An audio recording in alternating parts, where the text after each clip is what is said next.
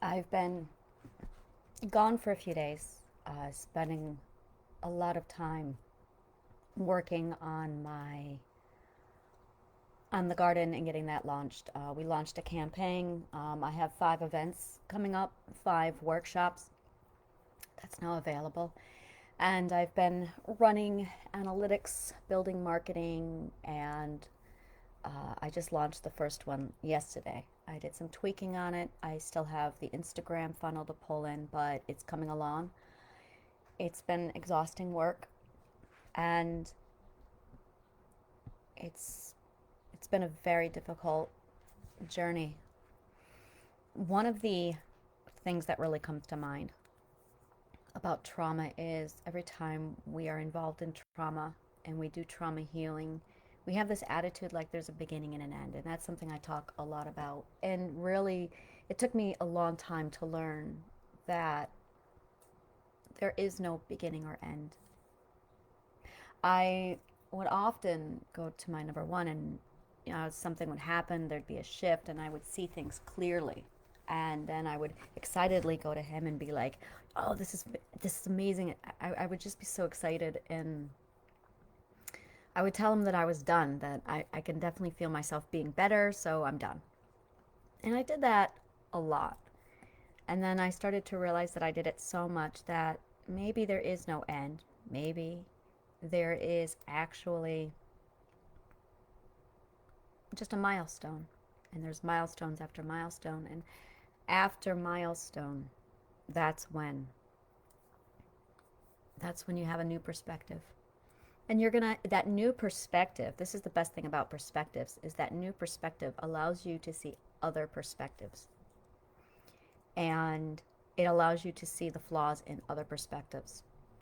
So that if you think of trauma, if you think of perspective on a spectrum, you have your perspectives, and you have your abuser's perspective.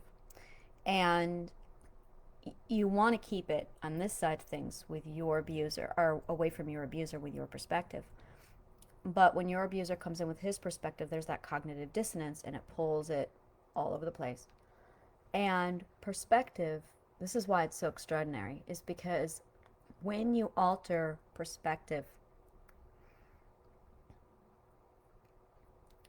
you alter the way you see the world and the way you see yourself. This is a fantastic example. Pluto. I'm 42, which means I was at that age where they announced Pluto was no longer a planet, and it shifted the perspective. Everyone felt it. That is an example of a perspective shift. Another one, 9/11. That moment, the first plane hit the building. We all had confusion. What's going on? We were all trying to find a perspective. And after a couple minutes of it sinking in and processing what was going on, we had one thought: oh my God, what a horrible accident. That's perspective one.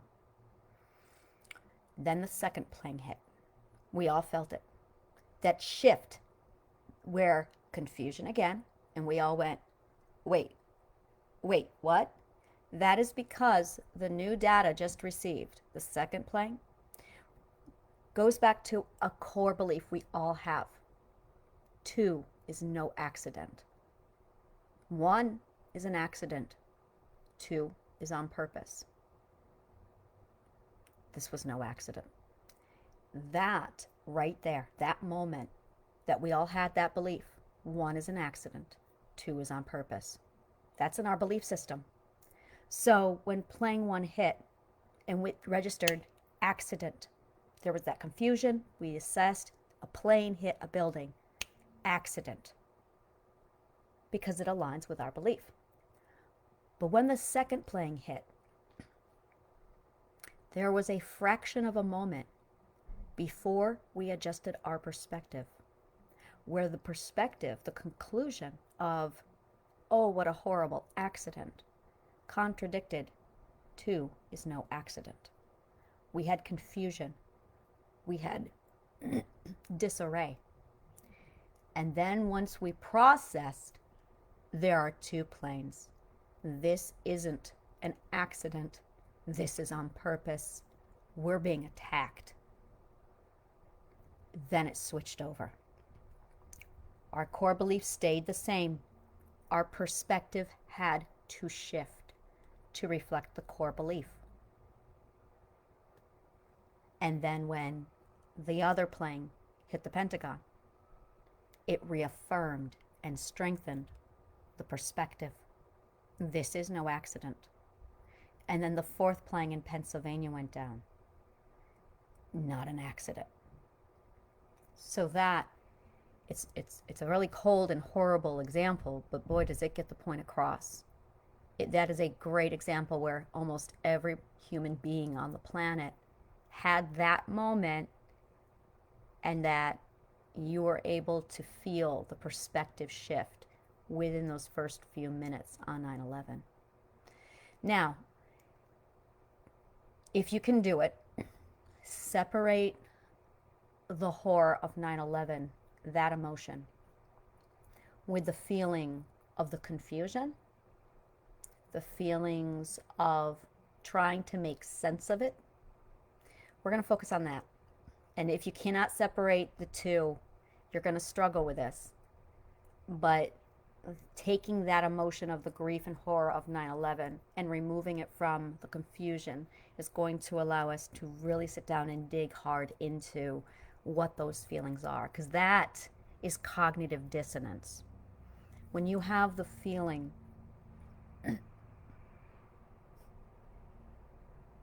maybe this is why 9/11 had to happen.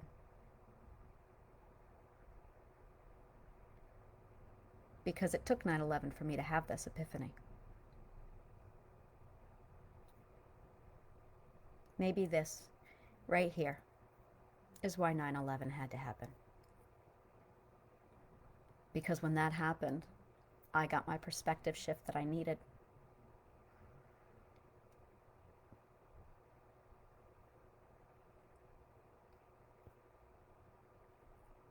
Which means this information cost the lives of 3,000 people. I see it now. This information really did come at a very heavy cost. That's a perspective shift. That just gave the healing garden a whole lot more meaning.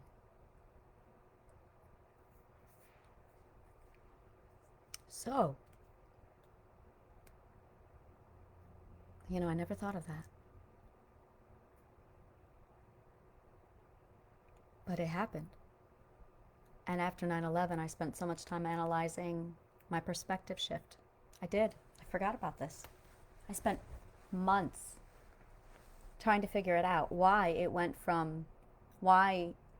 there was confusion, why there was that first impact, and oh my God, what a horrible accident, to we're under attack. And I remember the feeling of it shifting. I remember the feeling of it going from, oh my God, to confusion. I remember the feeling of confusion, and then I felt the shift of my belief staying the same, but my perspective had to be pulled for alignment, which meant logically deducting, wow, that it was no accident. Emotions are highly logical.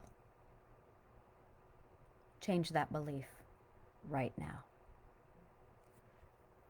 Emotions are not illogical.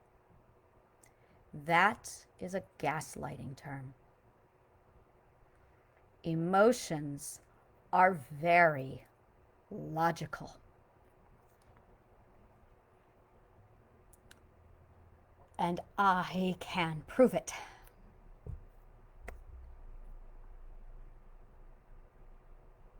Wow. So when the world thinks that emotions are illogical, they dismiss one steadfast emotion, cognitive dissonance. That emotion is solid. And it is the leading emotion of all the emotions. Emotions come from your cognitive dissonance. There it is. That's where they're born. Your cognitive dissonance is a logical, moral compass. And when anything affects this cognitive dissonance, it is in place to protect and preserve our perspective. This cognitive dissonance is the core of our emotions. It is the mother. So that when you have an emotion, it comes from this. And how every emotion interacts with this cognitive dissonance, holy shit, I can see it now, is sending out signals through your entire body to tell you that your perspective is in danger of being damaged. There it is. But human beings who did not understand what they were told us to suppress it, told us to get rid of it. And when they did that, we lost our cognitive dissonance. We lost the ability to communicate with it. So the Healing Garden's goal is to teach you how to recover your cognitive dissonance, a highly logical emotion, so that when you communicate with it and you get signals from it, emotional signals, you'll know what is wrong, why you feel a certain way, what's causing the outside catalyst by looking at the perspective. And you will virtually be able to eliminate pain, suffering, trauma. This is the cure to emotional pain and suffering. Restoring your cognitive. I will be hosting a class on this. I need to call it something. Cognitive dissonance is the emotion.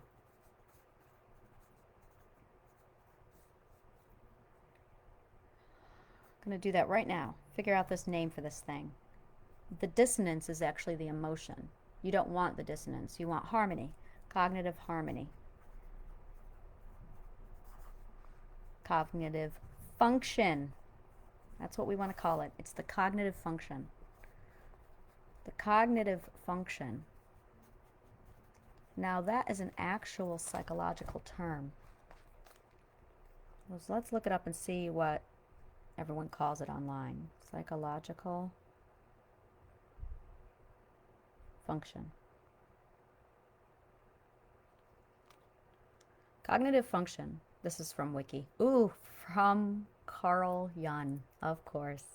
Carl Jung is my mentor. He's the one who made me realize that philosophy and psychology go hand in hand. I was studying philosophy when I found Carl Jung, and his work on psychology, that's why I started studying psychology and philosophy at age 15, is because of Carl Jung. He is very much, yeah. Cognitive functions, also referred to as psychological functions, as described by Carl Jung in his book Psychological Types, are particular mental processes within a person's psyche that are present regardless of common circumstance. This is a concept that serves as one of the foundations for his theory on personality type.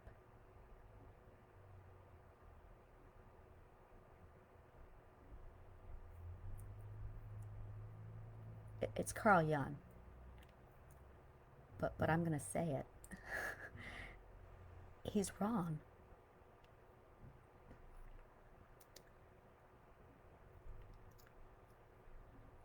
This isn't a function.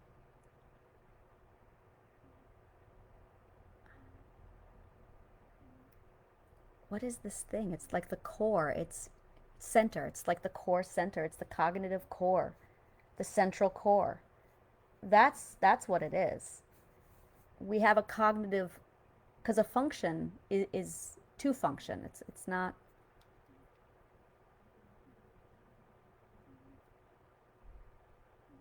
And that's not where personality comes out of, is it? This is interesting.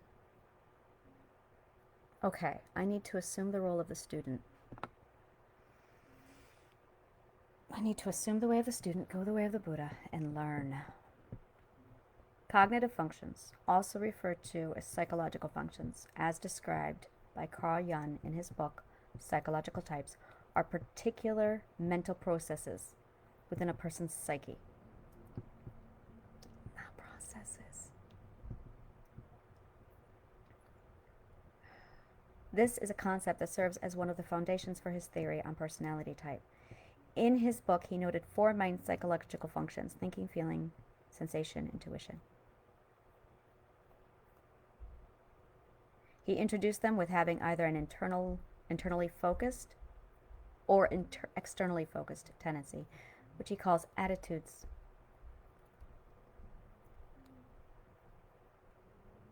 Extroversion, introversion.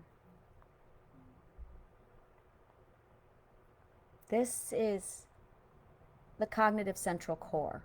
It's the mothership.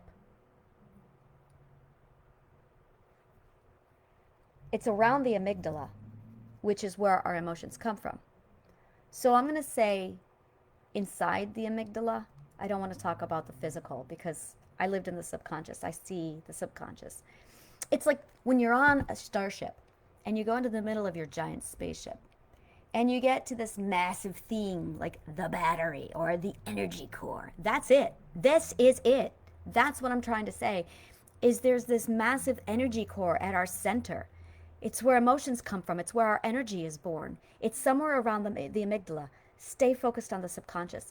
And it's where, when this is in danger of being threatened, it sends out signals, aka emotions, to say protect the core, protect the function.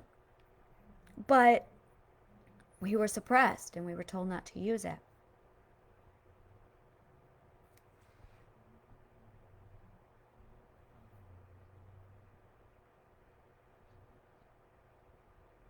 If I had gone to school, this would have...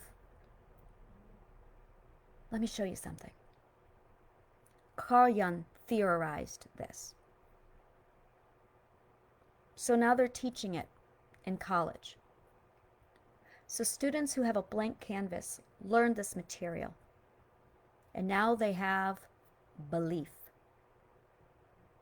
placed there by a theory that Carl Jung made. And it's settled into them as belief because Carl Jung said it. Carl Jung used to be a 40-year-old man with less psychological data than I have. Than everyone here does. Everyone here does. We know more than Carl Jung did because we're the same age and we're all in... We have 100 years more information that Carl Jung had when he made his theory. But we're still holding Carl Jung at this massive deitized status. We've put him on this magnificent plateau and we've deified him. So, God forbid you go against Carl Jung. But I come from a different school of psychology where mine was hands-on. Imagine you have two people in the world. A person who dies. The goal is to dissect a frog. You have a person who reads all the books, and you have a person who dissects the frog. Most psychologists today, 99.9% of them, there's one I know of like me, 99.9% of them read the books, and they just studied the material. Teal Swan and myself, we dissected the frog. That's the difference. we dissected the frog. So we see things from a trauma patient's point of view, but most trauma patients don't come out of it. So when they make it out, it's rare. And when somebody goes through trauma and they come out of it, and they then gain the knowledge to articulate what they're trying to communicate with subject matters, it's easier for them to sit down and say, this is what it is. This is what I saw. I am not a trained psychologist.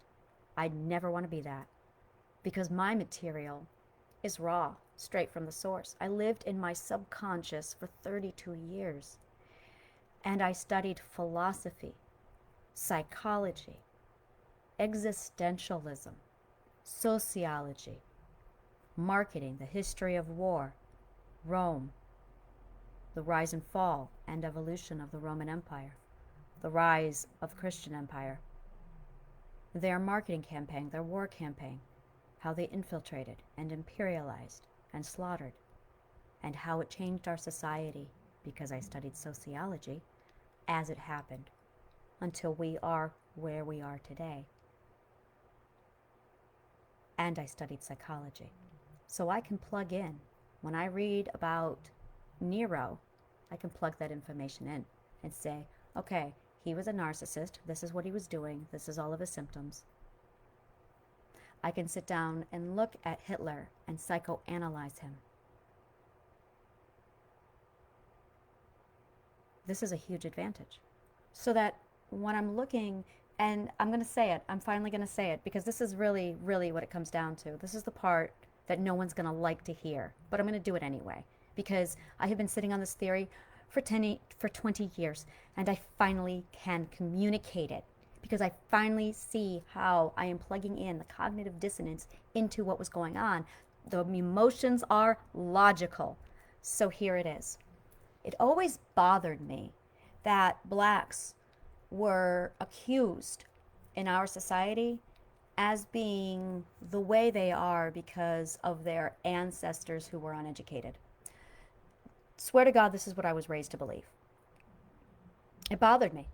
It bothered me a lot, because it kind of made sense, but it doesn't make sense, and it just bothers me. Why is black culture and white culture so different? I have been trying to figure this out for so long, and I was told to just don't acknowledge the difference. And I went, there's something there. Why, after 150 years of us living together, aren't we the same? Is 150 years really that different? They speak different. We speak different. We don't speak the same. Our language, our verbiage is different.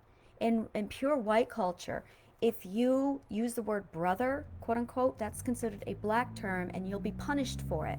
And because I lived in an all-white supremacist village, I could see the racism. I saw it. I lived it. I don't support it. It's disgusting. It's why I left. But I saw it. And I have this massive record of looking at white culture from a non-prejudiced point of view. Do I have your attention now? This is extraordinary. So that when I am among black people and I hear the difference in their culture, I compare it to the white culture and what I was taught. And to be blunt, they're different. They are very different. And when I asked the people in my white culture, why are they different? Their response was just saturated with racism. I won't repeat most of it. I will not. But one of the things that they said over and over was, it's because they weren't educated for a while. It wasn't until the 60s that they were able to be educated. And this is finally the words I've been trying to say for 20 years. Finally. If the black people were affected by that, then why weren't the white people? They were. If black people have evidence of 150-year-old culture that's pulled from slave, then why doesn't white man? They do. This is it. I feel like I can finally breathe. White man acted like white slave owner. White privilege is the leftover white slave owner. That's it. It's that arrogance, like they possess and they own. And you can say I'm a racist, but I'm a freed, white, domesticated slave. I just talked to a white man yesterday morning on a dating app.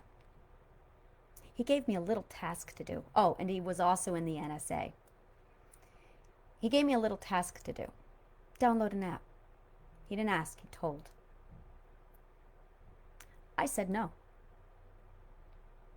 He then gaslit me and informed me that it's not too hard, condescending, and I can do it if I just go to this place and download the app. And I said, why are you being so condescending? Then he said, you don't know what the NSA is.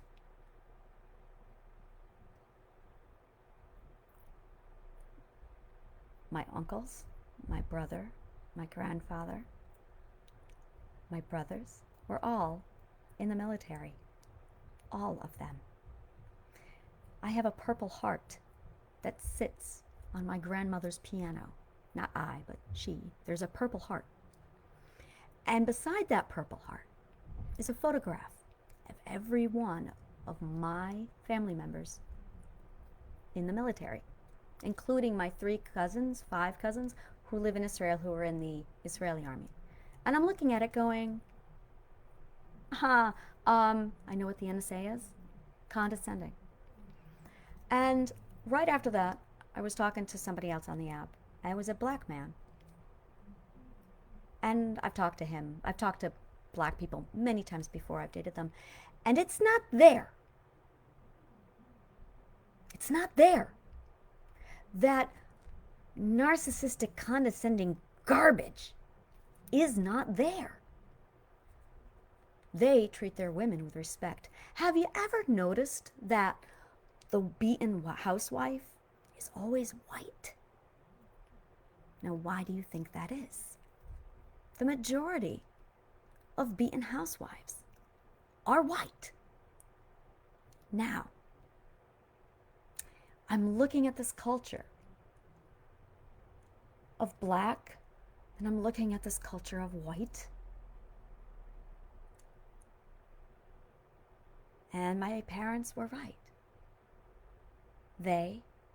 We all bear the scars of our cultural slavery. So I'm going to show you what I did with Rome, and I'm going to do it now. When I was studying Rome, I noticed the influence that Rome took from Greece. I dove hard into this. And I could see the psychology of ancient Grecians. Yes, I studied the psychology of ancient Grecians and the psychology of ancient Romans. I also studied the psychology of the early Celts and the Scandinavian. You can tell a lot by a culture just by studying their mythology. So, I studied Roman, Greek, Norse, and Celtic myth, and in so doing, was able to study the people and their psychology and their politics. You want to know about a person? Read their newspaper. Great exercise. You want to know about a culture? See what the culture focuses on? Read their newspapers. So I couldn't help all the similarities between the Romans and the Christian church. They're identical. It's just a massive rebranding. It's amazing to watch. When you know marketing, like I know, and you go back and you look at the Council of Nicaea, the Council of Nicaea was just them sitting around a table deciding what the marketing campaign was going to be to launch their new brand. Because they can't use the Holy Roman Empire anymore because the Roman Empire has a bad name. So they're going to have to rebrand and completely repurpose their marketing program. So they pulled from the underground illegal religion, Christianity. This is what I think happened. And they realized Christians are now this underground religion. It's a large group. Let's rebrand it. Let's decide what this brand is going to be. Let's build a campaign, and let's take narcissism and just cram it right into this culture. And they did. The narcissistic mind is very much and almost identical to the modern Christian mindset. Think about everything you are taught to be afraid of. It's astounding. I'll start with God. This is where it gets really interesting. And I told you, this is something that people don't like to hear, but God is jealous. You're supposed to be God-fearing.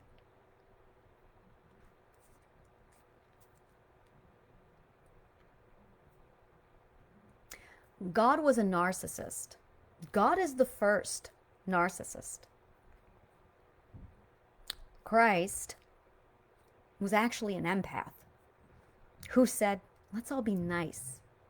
And he served the God who was a narcissist. And we're all supposed to be Christ-like, which is an empath. He serves. He obeys. He doesn't question. He has faith. In the meantime, God is jealous, cruel, doesn't have a problem wiping out an entire planet because nobody's obeying and doing what I want.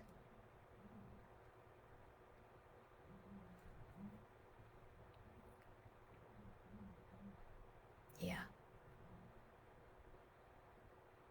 So they pulled this religion, they rebranded it, and they called themselves the Holy Roman Empire, the Holy Christian Empire. And it worked. No one questioned that Rome was different. No one questioned. And everyone thought Rome had died. Rome never died. Rome is the Holy Christian Empire. Because when you study the psychology, and the psychological profiling of the people of Rome and the Christians, they're identical. It's called globalization. So Rome is still here,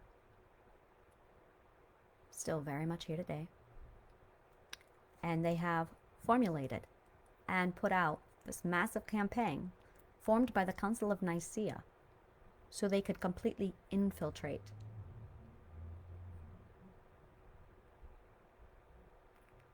so that we all taught other people.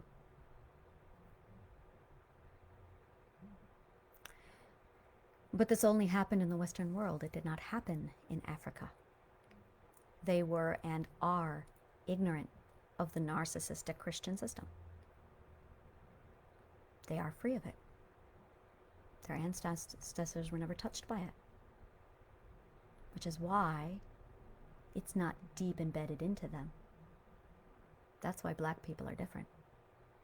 They weren't raised DNA after DNA after DNA on a narcissistic religion. Inside the narcissistic religion, it is taught that there is a pecking order. God, man, woman. And there are some places where it takes that quite literally. Now, my parents were probably a level 5, which meant they upheld the rules. They were just ignorant. But I had friends and lovers and boyfriends who weren't.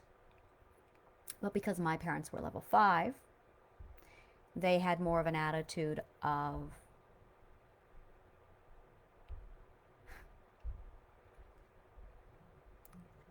they had more of an attitude of don't obey, or obey, don't interfere, because they had to retain their public image. This is the last stage of trauma healing. It is called finding the meaning. So I'm going through all of it and I'm understanding it. I understand why I was beaten and raped. Was because of this narcissistic religion that for centuries prior had shaped the DNA and cultures that I would be born into. So that by the time I was born, I was absolutely subjected to this narcissistic religion and lifestyle. And a slave owner uses fear to control.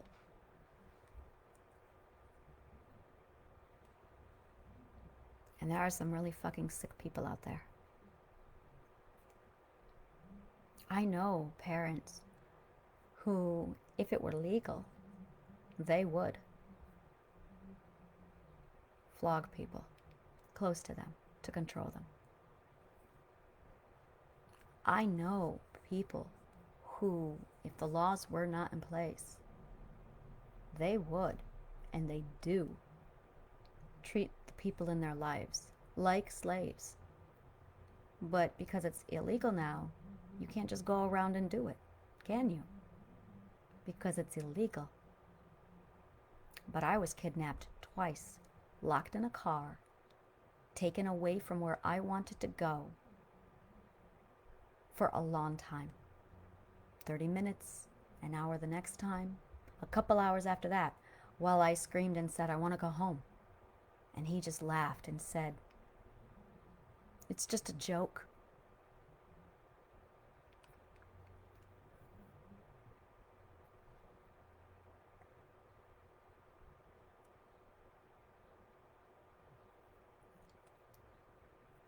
So that this former slave-owning culture had to find ways to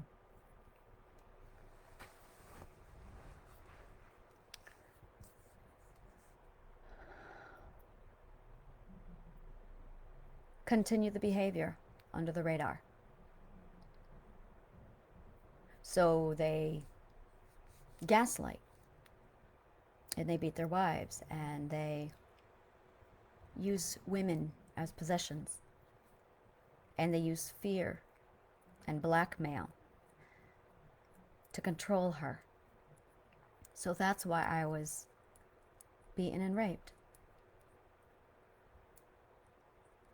And I am just so sensitive to my cognitive dissonance that when I felt this 20 years ago, I finally had the ability to sit down and start researching the why. Until I'm at this point finally.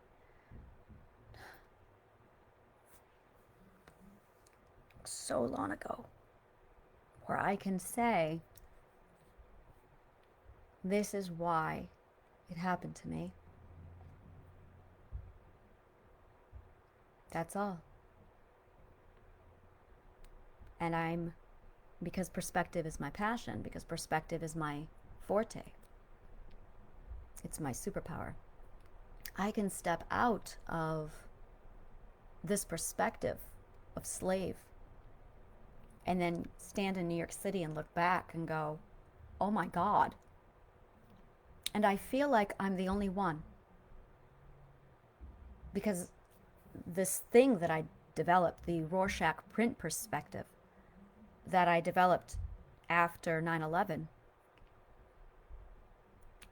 it got me out.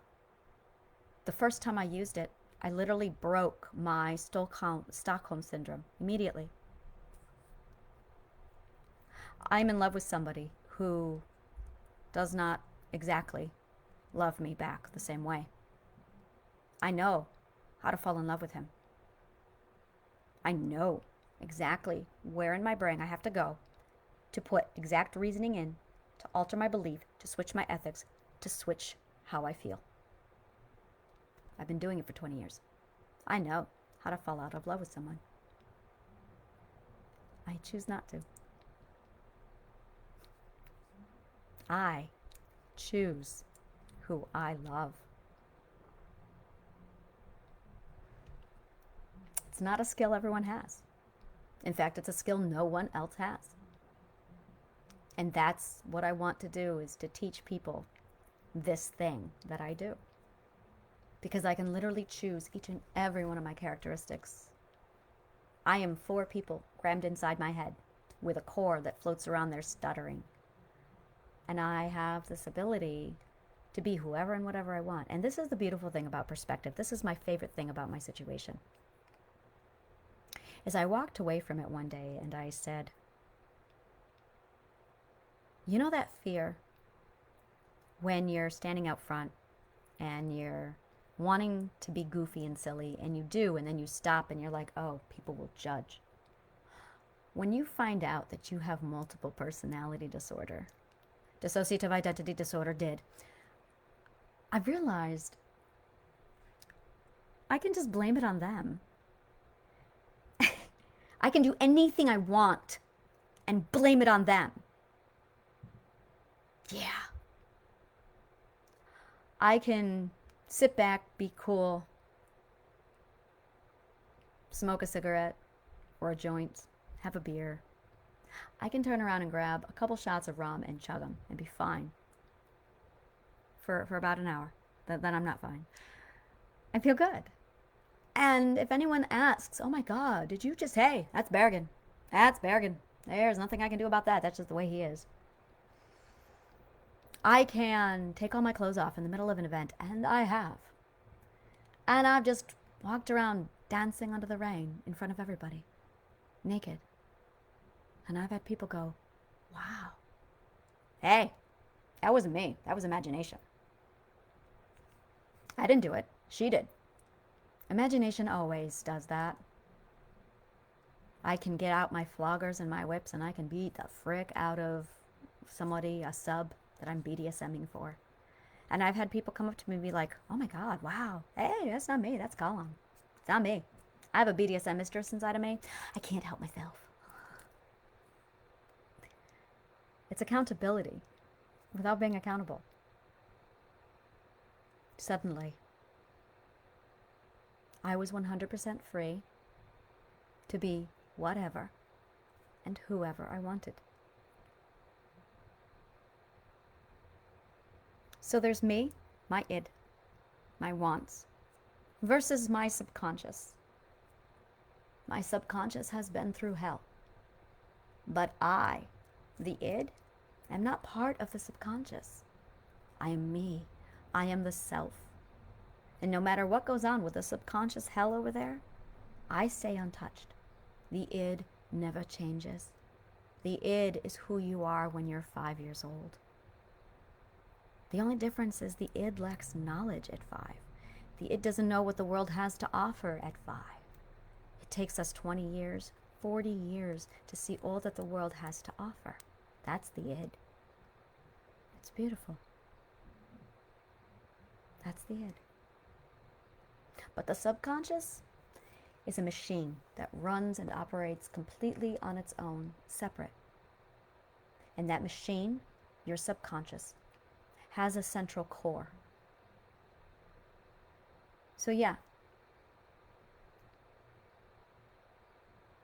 this is who I am. 9/11 happened because I needed that information so I could have the perception shift that I had to create the Rorschach print. So I can then say to all of you, hey, and this is big, guys, those people who died during 9/11, don't let it be for nothing. Because this is what I got out of it. And now I'm giving it all to you.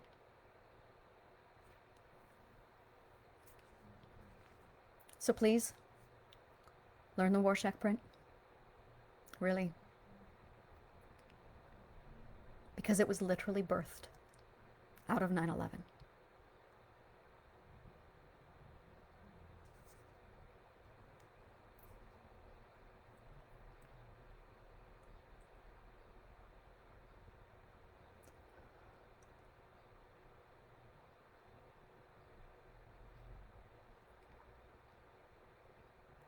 So this is the end of trauma healing.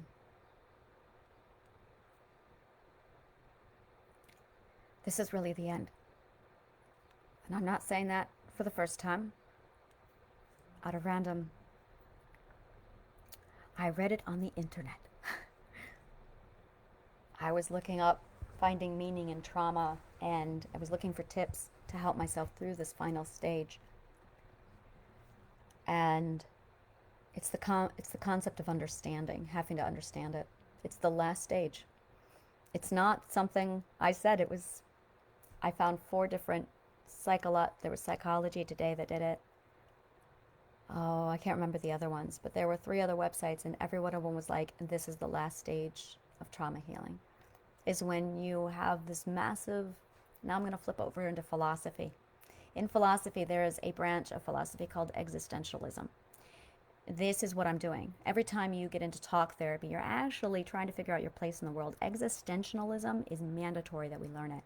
And I do classes in the Healing Garden that talks about existentialism and what it is, because it's a deep topic, and it's something literally that only majors in philosophy learn. And I don't know why. So existentialism is the study of who we are, why we're here, and what we're doing. And when you get to that last stage of trauma healing, where you've got all of the trauma worked out, and now you're in the big picture, you're there. You can see the big picture, and you can see all of it. It's no longer an isolated event when my brother did this to me. It's no longer an isolated event when this person did that to me. It's no longer 9/11. It's all of it. And it's not just this moment from the time I was born to the time I died. It's all of it. It's the beginning of time. It's the moment we start 2001 Space Odyssey slapping stones together, and then there's a monolith. It's that moment. Everything that took place after that moment to this moment. Why I had to be abused, why I had to have 9/11 happen to me. And now that I'm here and I'm looking at it all and I can see where we're going into the future and what lies ahead, I just want to go shift the dominoes. But this time I really want to shift all of the world with me and say, okay, I have this idea. I have an idea. I know how to change perspective. I know how to heal pain. I know how to show you how to have emotional intelligence enough to stop the trauma and shut down abusers. I know how to correct the system. I know exactly how to do it. So, that's what I want to give to everybody. That's what I want to do. And then I felt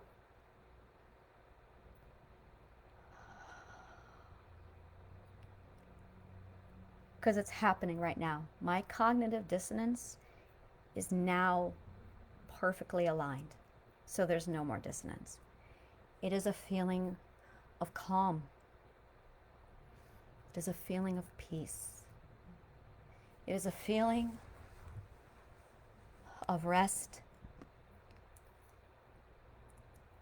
It is a feeling like when you breathe in deep down inside and you can feel the air just push through your lungs, right through your center, like right here, when you can feel it right there. And it goes out your back. And there's nothing obstructing you in your back, and you can just breathe the air right through you. And your shoulders relax. And you just want to fall down and go to sleep. It's not that you're significant.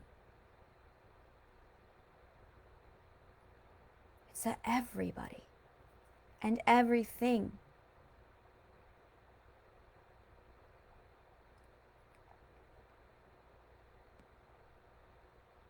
it happened to me because I'm somebody. That's why it happened to me.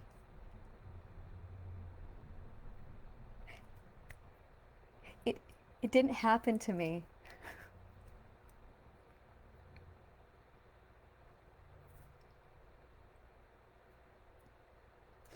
I wasn't raped because sex is important or sex isn't important. I've been trying to figure this one out for a long time.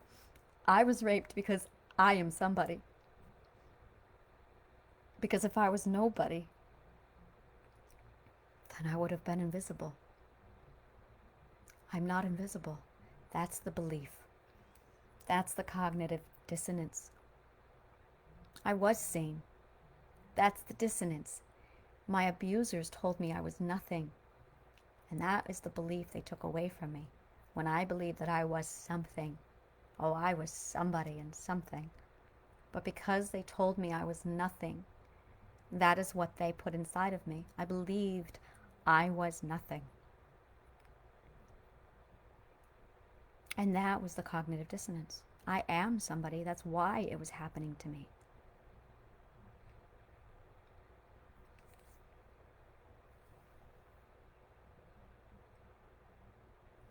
And now I can throw away their belief because it doesn't serve me anymore. Because I can identify what their belief is, and I can take it out of me now, throw it away, and say, I am somebody. And now my actions are going to protect me because I'm somebody. And my voice is going to shift, and it's going to protect me because I am somebody. That was my dissonance.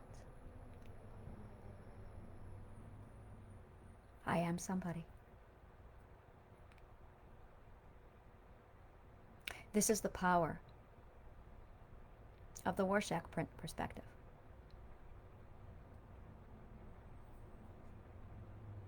This is what saved me. I had been raped on 9/11, and 3 months later, I was finally able to form the argument.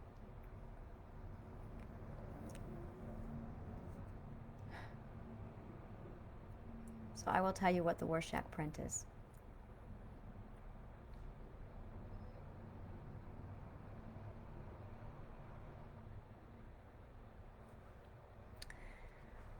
I wrote something,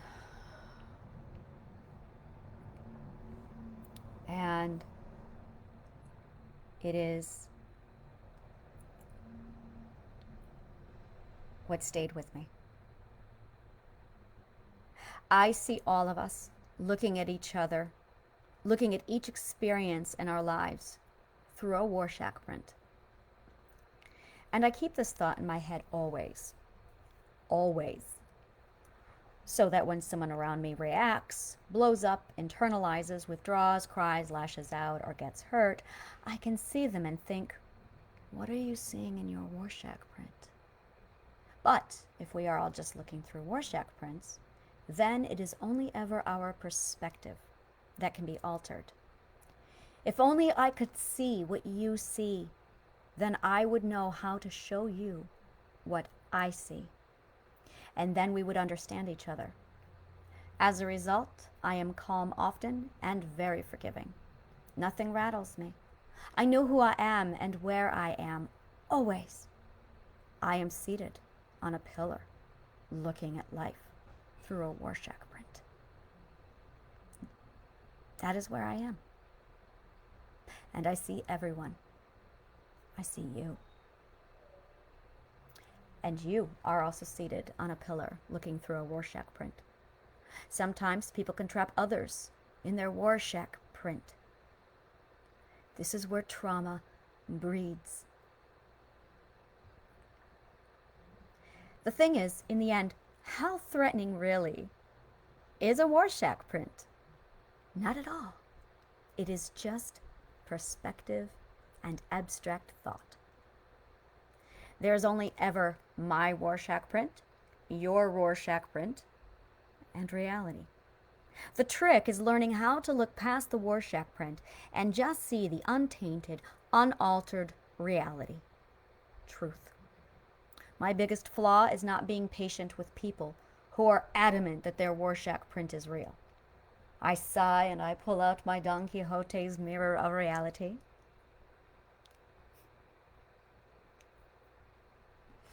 Side note, religion is just someone else's Rorschach print that they have forced you to look through. Probably your parents.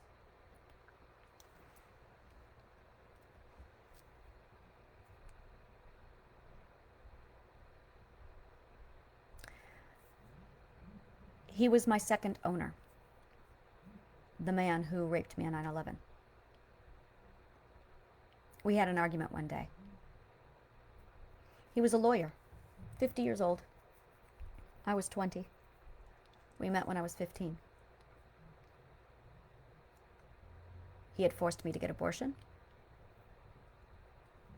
He had humiliated me, publicly raped me. I will not get into any more. He was telling me his usual garbage. And I was listening to it, and I was thinking, as I had so many times before, that everything he was telling me was only information that he collected from his 5 senses. He saw something that he read. He smelled something. He said something. He heard something that someone said to him.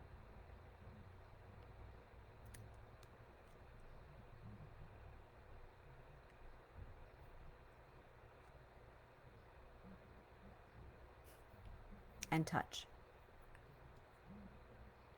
Which means his ability to perceive data was no different than mine, except I knew he was colorblind. And I went,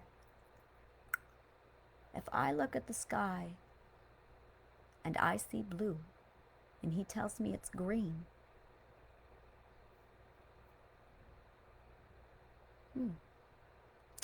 when he looks at grass, he sees blue grass.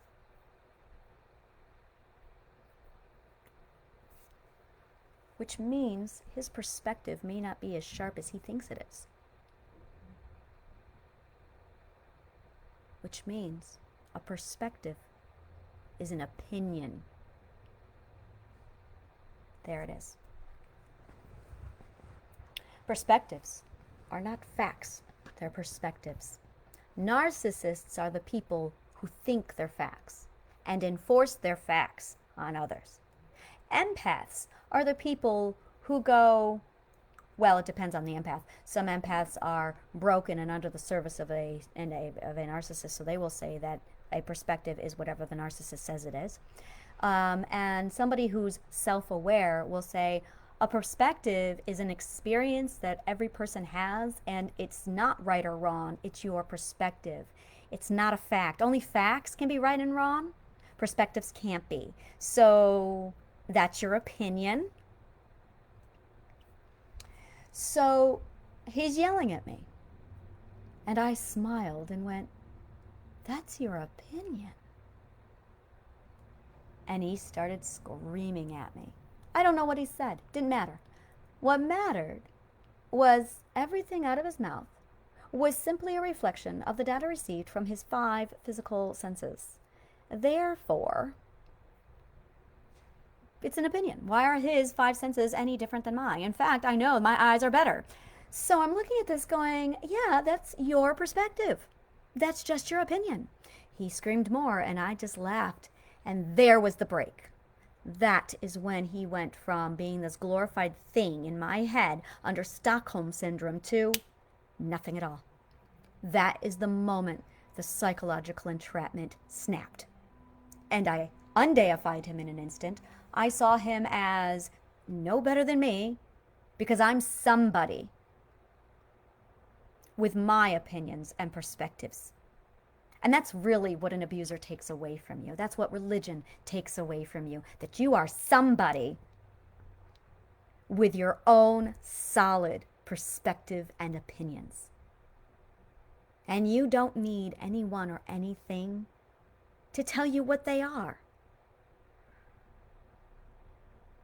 God, this feels so good to finally say.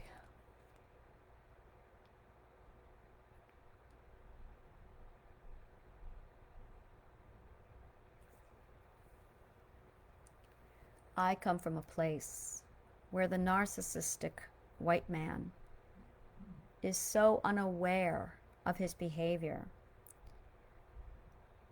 that he treats his wife and children like slaves. That is white privilege. It's actually the leftovers of white slave owner. I discovered this because when I date, I noticed I hate dating white men. Call me a racist. I will happily stand by this. Yes, there are exceptions. Yes, when I meet somebody, I do keep an open mind. I do not judge. I know there are exceptions. And I wait for that person to, in most cases, put their proverbial foot in their mouth. There are a lot of other good people, white men, who are also subjected to narcissists, and they ended up becoming empaths. And they are so empathic that they go the extreme other way. However, it is so hard to find those people that it's just safer for me to not date white men. So, yeah, I feel solid now and confidence in that choice to protect myself because, hey, statistics don't lie. That being said, black people do very much bear the scars of their slavery. And white men still bear the scars of being white slave owners. And it's that arrogance of, I don't have white privilege, what are you talking about? That's it. I am a white person who could not see it either. I had to shift perspectives to see it. I did. I learned how to shift the perspective. And I stepped into, well, I got to see it.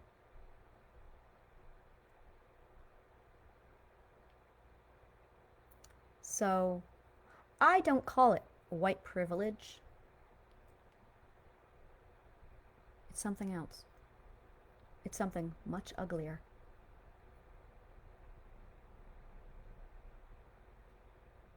That's why I was beaten.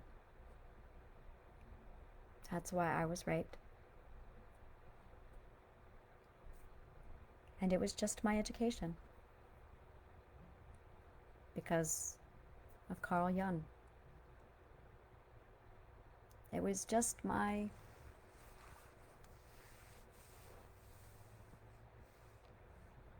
identity. My identity got me out. Our identities get us out. I was just so hypersensitive that I could feel every twisting bit of that cognitive dissonance. And I couldn't leave it alone. I'm not an avoidant.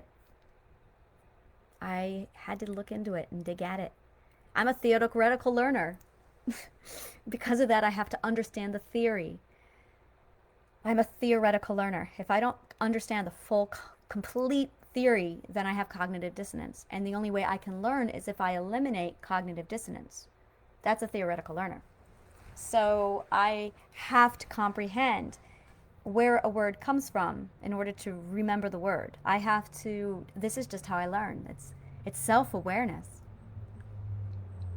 Because the more you become self-aware, the more you restore your identity back to its former days before the narcissist took over. And just like that, I can breathe again. For the first time in my life, I can. And now I understand why I slip in and out of an Irish accent. Now I understand why I slip in and out of stuttering. I understand all of me now. And I can choose to do nothing with it. But no, this is too good to not share with people. So I'm sharing it with everyone. If I had my way, I'd give it away for free. I have to live. I really want to give it away for free. But I have bills that are due. I'm still trying to figure that part out. So,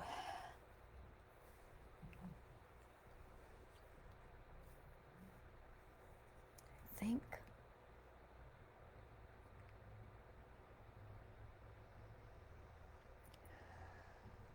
I'm just taking it all in. Being at this part, the reason why I focus so much on the feelings is because when I started out with trauma healing, it was 2015. No one sat down and showed me a roadmap. No one sat down and showed me the stages. I was terrified. I didn't know what lay ahead. It was a huge unknown. And no one was filling in the blanks. Another flaw I have with talk therapy is before you begin talk therapy, every time you start therapy, I'm huge on you need to know what the journey ahead is going to look like.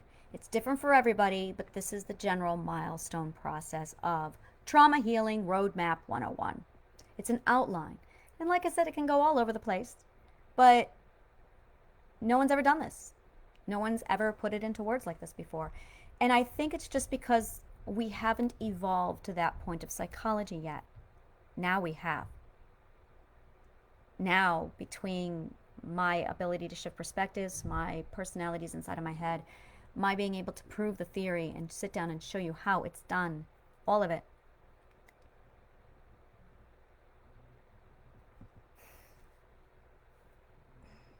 Whenever I do this, I have severe head pain all over. I never talk about that to anybody.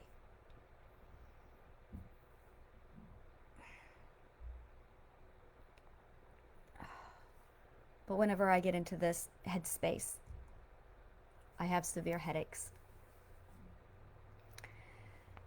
And sometimes they get the better part of me.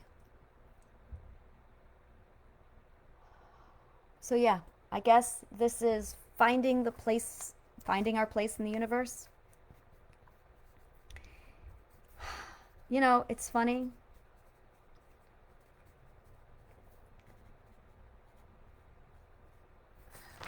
I take notes when I do my speaks.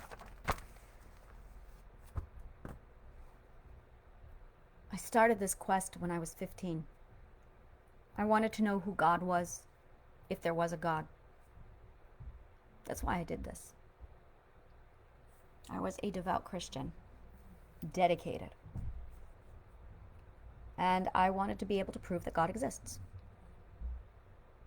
Because why not? Why are only the faithful allowed in? Never made sense to me. Cognitive dissonance. And every time I felt cognitive dissonance, I would dig. I've been doing this my whole life. I remember being 4 years old, sitting in church, and she's holding up these golden pictures, these pictures of golden trees and golden apples and a golden buildings and a golden river, or it was a clear river, but it was reflecting the gold. Still haven't figured that out yet. And I just remember looking at it going, why is heaven gold? If God knows me like you say he does, then he would know that I don't want gold trees. Trees are my favorite thing in the world. What are you doing? So that is, yeah. Yeah, that was their flaw right there. That's when I stopped believing God existed. That God person, there was something up with that. Because no God of mine. If God knows everything, yeah. See, there's the belief God knows everything. But then I saw the gold heaven, and I was like, contradiction. Mm-mm. Yeah, I am very sensitive to cognitive dissonance. And so, and that's it. When a lot of people will ask me, oh my God, how? Because I understand cognitive dissonance and I know how to fix it. And so this is a massive program. I am putting it out there. I do talks on this. I do workshops on this. I have some seminars coming up. Every one of my seminars talks about this. So I have goddess training. It's actually this, but I teach women how to build confidence using the Rorschach print method. So it's all of that. It's all these different areas, all these different aspects. For my meditation group, it's okay, meditation. Now we're going to show you how meditation applies to the Rorschach print perspective, because we use meditation inside the Rorschach print, and I can now see how the healing garden is going to come together. Finally, I can see all the pieces. So, I guess right now all I have to do, I can see it now. is sign on and do my lectures. So I'm going to be doing them here in the trauma garden, or the trauma garden. Oh God, no, I don't like that. Let's cleanse the air of that one, of the healing garden. In Fuck Trauma Fight, we're going to talk about that. I'm going to do videos. I'm going to try and do them every day just to get momentum started. And then over at the meditation garden, I'm going to be pulling in from there. And I'm starting to build the pinnacles. So on Eventbrite, you can get tickets. I'm going to be talking specifically on the narcissist and the empath. And this particular one is finding your place in the universe. I'm gonna have lectures more on this, how you can take this information and use it for you. The other thing that I really wanted to take in was giving me this space so that I could get in here and show you what the trauma journey, recovering from that, looks like. I'm going to be developing worksheets over the next few weeks, so you will have PDF printables that you can print out, and they will be worksheets that you can fill out so you can like check mark your own progress off. I have a few people I've already started working with one-on-one, and I do one-on-one. It's under my coaching, but that comes with a heavy price tag because my goal is to reach as many people as possible. And there is more self-identity, self-awareness. That's my goal. This is called exploratory dialogues, by the way. What I'm doing, it's a term I invented called exploratory dialogue, where you use dialogue to talk, and in talking, you discover yourself. There is a reason why you are supposed to journal when you are going through trauma recovery. Because if you don't do journaling, then do web journals. The reason why is because communicating, touching your voice and getting that in, that's the voice, with your actions. This is how you do authentic living. And then you have your ethics and your beliefs. So once you have your ethics and your beliefs aligned, and you have then your actions, your behavior, and your words become tools to support these. But a narcissist, a bully, attacks the beliefs, and when they attack your beliefs, you become protective. You don't know it yet. People are not taught this. Psychologists are not taught this information. This is new stuff. This is the stuff I found in my head when I lived there. When you have your beliefs attacked, they are the most precious thing. So we become more defensive, more insecure, more lack of confidence, and the whole system crumbles. So I'm going to show you over the next few days. I'm probably going to do another video because I just had another epiphany and I can see it, where basically there's this massive foundation set up, a pyramid of all the parts of your identity. And when a bully attacks one part of it, the whole system crumbles. In the Healing Garden, we show you how to rebuild this to restore you back to your original status. We know how to do this. It's phenomenal. But my goal is to reach as many people as possible, not just to keep this high ticketed price over here and then closing everybody out. I don't do that. If you want the condensed, neat one-on-one version for your unique problem, then I'll get into the whole coaching. But everything else is going to be more group sessions, one-on-one. So I'm going to have my breakdown of all of my sessions on Eventbrite. I'm going to be doing Zoom sessions and public speaking on this. Once I get the money and the momentum up, then I'll be heading over and doing public speaking. So everything is located at www.honasthealinggarden.org. And yeah, we'll go ahead and start there. So thank you so much for joining me. And may the kindest of words always find you.